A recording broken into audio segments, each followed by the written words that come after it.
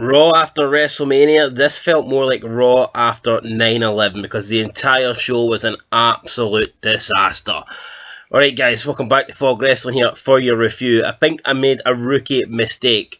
I went into WrestleMania with no expectations. I thought the show was going to suck, and I was actually pleasantly surprised. It was a decent show. I thought it was alright. Was it perfect? No.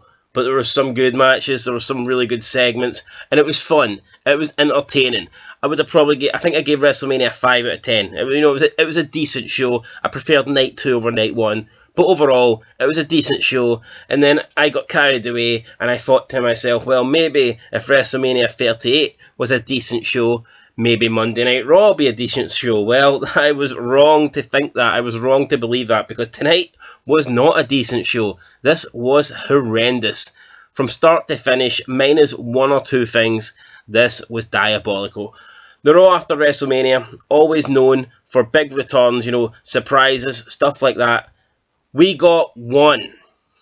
We got one return, bar Fear Mahan, who, A, it wasn't a surprise return because he was already advertised, and B, nobody gives an absolute shit about Fear Mahan, so I'm not counting him. Apart from Fear Mahan, we had one return, and that one return was Elias, but only he's not called Elias, and he looks nothing like Elias. He's called Ezekiel, and apparently he's Elias's younger brother. And the whole segment he did with Kevin Owens was absolutely horrendous. So that's all we got. We got absolutely nothing. I'll go through the show from start to finish, but honestly, I'm not going to spend too long going through each segment because it's not worthy of me wasting valuable time talking about it. So we'll start with the start of the show. Probably the best thing on the show. Cody Rhodes comes out, cuts a promo, gets a bit emotional, talking about his dad, shows a picture of his dad. He said this picture was on his dad's the bed frame, bedside table, whatever, for until the day that he died. He says that his dream was to win a title and place it into the hands of the Dream. He says he cannot do that physically, but he can put a title into the hands of the American Nightmare. And this was actually, it was okay. At times I thought Cody Rhodes was going to completely break down and start crying and flooding the ring with tears, but it was a decent promo. It was alright. Seth Rollins came out, did his whole entrance, took about 5 minutes to get to the ring, got into the ring, shaked Rhodes' hand, and then walked off, and that was it. So, I mean, what was the point? Did Seth Rollins really need to come out just to shake Rhodes' hands? I mean, it seems stupid, but overall, the Rhodes segment was a decent promo. So, fair play to him. I think Rhodes he's better suited in WWE. Surely, I know he's only been back now for 3 nights or whatever, but he must know he made the right decision. And he did say in this promo that rumours are going around speculating that it was a really hard decision for him to come back to WWE, and he shot that down. He said in this promo it was the easiest decision of his life. So there you go. I mean, you look at WWE and you look at AEW, where would you want to be? Come on, as bad as the product is, as bad as Monday Night Raw is, I mean, just look at WrestleMania. AEW has nothing like that and never will have anything like that. So if you want to be a star, if you want to make a name for yourself, if you want to go down as a legend, you need to be in the WWE. Nobody in AEW will ever be known as a legend, and anybody that is a legend in AEW came from the WWE or came from WCW. It's as simple as that, guys. But anyway, Cody Rhodes kicked off the show. It was pretty good. I mean, I'll give this a pass. By the way, Seth Rollins' suit, I don't know what the hell he was wearing, but he came out in a pink suit and it just looked retarded, but I guess that's the Seth Rollins way. Up next, we had Liv Morgan and Rhea Ripley come out. They're getting a shot at the women's tag team titles. Unfortunately, Liv Morgan not dressed as Catwoman from the other night, but still looking pretty hot. They take on the new champs, Sasha Banks and Naomi. Sasha Banks and Naomi pick up the win. Rhea Ripley seems to blame Liv Morgan, and she walks off to the back and leaves her tag team partner stranded in the ring. I mean, imagine leaving someone as hot as Liv Morgan on her own. I would be taking her backstage with me if it was me, but, Rhea Ripley, I guess she's a bit of a freak. I guess she's a bit of a weirdo, so, Rhea Ripley does what Rhea Ripley wants to do. Then we had Kevin Owens come out. He said that he underestimated Austin, but he had a bad back and that Owens shouldn't have been competing, but he put the fans first because he didn't want to let them down, and he says that WrestleMania needed him. He wanted the match moved from the record books, he wanted it taken out, and then all of a sudden the Titantron props up Ezekiel. And I'm thinking we're getting Ezekiel Jackson, you know, the big black guy from like ECW from about 10 years ago, 11 years ago. But we don't get him. We get a guy that comes out, and this guy looks really fucking weird.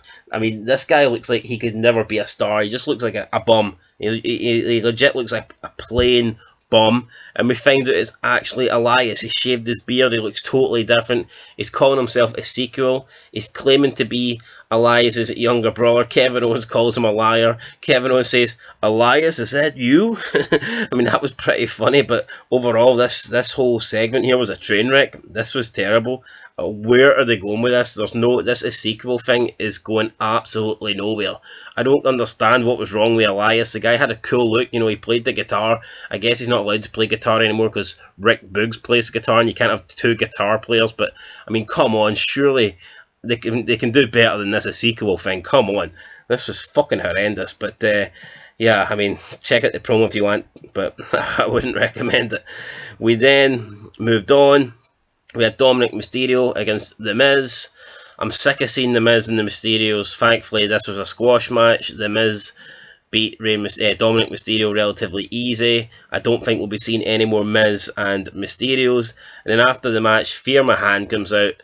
The crowd is absolutely dead. Nobody wants Fear Mahan yet. We're getting him. But I guarantee in 6 weeks he'll be gone. This guy will not make it. This guy he'll be fighting for the 24/7 title. I guarantee it. In 6 weeks he will not be getting a push. But he came out, beat up the Mysterios, destroyed the Mysterios, and then we got told later on in the night that next week it's going to be Fear Mahan versus Rey Mysterio next week, and a match that really nobody could care about. Rey Mysterio will probably carry him to a decent match because Rey Mysterio is Rey Mysterio, but again, this was crap. Then we had Bianca Belair come out. Comes out, you know, she got the ponytail, she's fucking dancing with the ponytail, gets in the ring, cuts a bland promo that I'm the fastest, bestest, strongest, you know, like, come on. I actually cannot stand Bianca Belair. As a performer, I mean, she's good, and she's pretty hot, even though she's a bit too muscular for my liking, but her verbiage on the microphone, it needs to improve. And her just, you know, dancing with her pony. We get it, you've got long hair, so what? I mean, we don't care. We don't fucking care about your hair. Do something different, you know. I mean, just her playing with her hair is just not enough, you know. It's not going to get me to like her. She can come out and spin her hair, do the helicopter spin. I mean, she does a helicopter spin with her hair, and she's made it to be great. Ric Flair done a helicopter spin with his dick, and he's made it to be an arsehole. So, like, what is it, man? And then that's a joke. Obviously, I know the fucking difference. But, I mean, come on, just spinning your hair around isn't enough. She was showing a Black Idol, which was pretty cool, showing the effects of her match with Becky Lynch. But again, her promo was vanilla, cookie cutter. So we're expecting someone to come out and interrupt her. We're expecting someone to come out and challenge her. Maybe someone that hasn't been there in a while. Maybe a surprise return, like an Asuka or an Alexa Bliss. And we got nothing. We got Bianca Belair walking to the back. So really, really, really, really poor. Almost got into a really Randy Riley moment there. But overall, man, so far this show has been pretty damn shit. I'm not lying, guys. It's been awful. Up next, we have Dolph Ziggler defending the NXT Championship against Braun Breaker. Why? I do not know. They had an NXT Championship match at Stand and Deliver, but I guess they're having another Championship match here on Raw. Is it necessary? No. Braun Breaker wins. Was it as good as a Stand and Deliver match? No. Nowhere near it. And if they wanted Braun Breaker to be the champion, why not just let him win at Stand and Deliver? Why have a match like a couple of days later on Raw, just before NXT tomorrow night? I don't know. It makes no sense to me. And the NXT title, should it really be defended on Raw? I mean, straight away, you're devaluing NXT. I mean, if it makes NXT look non-important because the main title can change hands on a different fucking brand. You know, it's dumb. It's dumb. I think Braun Breaker being the champion is the correct decision, but why did he not just win it, Stand and Deliver? Honestly, I don't get it. I don't understand it. Someone explain it to me, because I don't know. I honestly do not know. But yeah, Braun Breaker is still he's our new NXT champion, so you know what, good for him. We then had MVP welcome out Bobby Lashley. He put over Bobby Lashley's accomplishments. Bobby Lashley says that he was crazy for challenging Omos, but he knew he could beat him if he made one mistake. and they did beat him. Omos came out, called it a fluke, wanted a rematch. Bobby Lashley squared up to Omos. Then MVP attacked Bobby from behind, beat him up a little bit. Omos then beat up Bobby Lashley a bit, and then MVP seemed to align himself with Omos, and this was very predictable. I think you could tell straight away that MVP was turning on Lashley tonight. And who knows, it'll be nice to see Lashley do a bit more talking himself, and I think Omos needs someone, a mouthpiece, because, you know, he can barely speak English, never mind cut promos, so it reminds me of the great Khali. Really, the Nigerian accent's pretty thick, so I think having MVP will definitely benefit Omos. Will this feud be continuing to WrestleMania Backlash? Who knows? Maybe it'll have nothing to do with Omos. Maybe it'll be MVP versus Bobby Lashley. I don't know, but that's what happened. So they shaked hands, so I'm assuming Bobby Lashley will no longer be with MVP, and MVP will be with Omos going forward. We then had Rhea Ripley backstage say she's sorry she's been away, but she was getting a rematch sorted with Adam Pearce for next week. Liv Morgan then says, "That's okay, I forgive you." Obvious heel turn coming, but I mean, if they're supposed to make this shit not predictable, but you can see it coming a mile away. Then we had Carmella come out looking hot, and like almost like in a wedding dress. I definitely don't think she's the most beautiful woman in WWE, but I mean, this new look is kind of good. But then we had Queen Selina come out. There was supposed to be a tag team match, but Queen Selina grabbed the mic and basically didn't want a tag team match. She blamed Carmella for them losing the belts, and says that she says that she's married to a fool, because you have to be a fool to marry Carmella. Carmella then says she was going to make Selena one of her bridesmaids, but she's going to change her mind now. She says she's going to demote her to Flower Girl. Selena then says, what she said? Yeah, she says, your husband might be a fool, but he's a handsome fool. And then they started brawling. Selena attacked Carmella. Carmella jumped into the arms of Corey Graves. Selena then retreated. Selena went to the back, and Corey Graves and Carmella started kissing at ringside, and Byron Saxton was like absolutely freaking out, as if it was the most disgusting thing he's ever seen. He's just annoyed that Darren Young didn't come out for the back and start kissing him. He's just fucking annoyed that he's seen a hot woman kissing at ringside and he couldn't handle it. So yeah, Byron Saxton, atrocious, fuck off. You're shite. I mean, imagine freaking out over a hot chick, you know, kissing a guy. I mean, it's hardly the most disgusting thing on earth, is it? But I don't know if this is their version of the live sex celebration. Carmella and Corey Graves have been talking about doing a live sex celebration for a while now. In the end, it was come on, they were kissing on TV. It was hardly fucking sex. But we'll move on. We will move on. We had a 6-man tag match up next. It was RK Bro and Finn Balor taking on Austin Theory and the Usos. Before this happened, though, the Usos were basically mocking Austin Theory, saying that McMahon's put so much, like, you know, expectation and so much stock into Austin Theory, and Austin Theory couldn't even beat Pat McAfee last night, and he couldn't even beat Stone Cold. Well, let's be honest, the Usos wouldn't beat Stone Cold. The entire bloodline wouldn't beat Stone Cold. But Austin Theory says that Pat McAfee got lucky, and he's not even going to talk about Austin, and he says that McMahon doesn't make bad decisions, and he's going to prove it tonight. They have their match, and Austin Theory does prove it. He defeats Finn Balor, picks up the win for his team. I mean, it was a decent match, but not enough to save this Raw show, that's for sure. But the match itself was fun. It was decent. We then had Edge come out.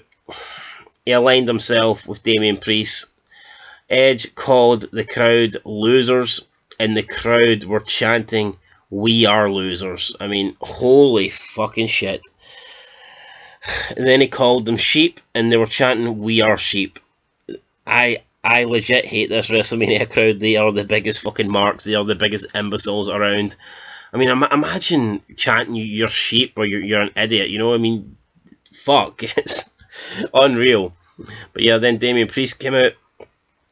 He thanked the crowd for letting us know that they're idiots, but honestly, I don't think they have to tell us. I think we can just look at them and we can tell that they're idiots without them saying it for us. But yeah, they aligned themselves. Edge says that Damien Priest shares the same views and values as him. AJ Styles came out, started beating the both of them up, was going to do a concerto to Edge, but got overpowered, got double teamed. Edge and Damien Priest hit like a cool double team spear leg sweep maneuver. Edge went to hit a concerto on AJ. The referees came out to break it up. Officials came out to break it up, and then Edge and Damien Priest retreated to the back. And we got announced like several minutes after that next week would be a one-on-one match between Damien Priest and AJ Styles, which I think we've already seen like 3 or 4 times over the past 3 months in the build up to Mania. So not really looking forward to that. We then had the Alpha Academy versus the Street Profits in a Texas Tornado tag match. Adam Pearce came out. It was supposed to be a normal tag match. He came out and says, forget about tagging in. We're going to make this a Texas Tornado, anything goes, tag team match, and ring the bell. Why not just make it winner gets a shot at the titles, you know? Winner gets a shot at RK Bro. I think that would have made more sense. But anyway, Alpha Academy lose to the Street Profits. Is what it is. Yeah, the match it was alright. I mean, it fucking is what it is, right? It wasn't great.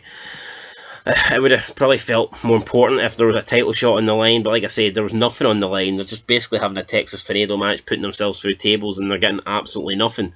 I mean, it's not like this is a bitter feud. So like, what's the point? You know, anything goes matches would normally be for a title, or it would be if there's a heated rivalry between 2 people or 2 teams or whatever. But I mean, this just felt really, really cold. So I mean, it is what it is. I mean, it was it was a fun match, but it wasn't great. And then after 2 hours and 55 minutes, finally, Roman Reigns comes out. He gets in the ring. He says that he keeps his promises, referring to him beating Brock Lesnar. He says what's good for Roman Reigns is good for WWE. And he is going to let us know his plan, the next move in his plan, this Friday on SmackDown. He holds the belts in there. And then he says, Dallas, one last thing, Dallas, acknowledge me. And that is it. Nobody came out to challenge Roman Reigns. There was no surprise. I was sitting there thinking, who can come out? Who have they got in the back? Maybe Taker, one more match. Goldberg. I don't know. I was trying to think of names that could possibly come out and challenge Reigns. And nobody came out. Raw went off the air with Roman Reigns telling Dallas to acknowledge me. I'm not going to acknowledge Roman Reigns, but I am going to acknowledge how shit this show was. Fucking horrendous. Especially considering it was a Raw after WrestleMania. I'm giving this a big fat 0, right? The Cody Rhodes thing was okay. I kind of like Queen Selena breaking up with Carmella, but overall, this show was garbage, especially considering we're just after WrestleMania. This is supposed to be the season opener, as WWE like to call it, and it was shit. If this was the season opener, I wouldn't tune into episode 2. It was garbage. Anyway, guys, that's it. Let me know what you think down below in the comments. I've spent way too much time talking about this, so I am going to end the video right now. I'll catch you later, but until next time, peace.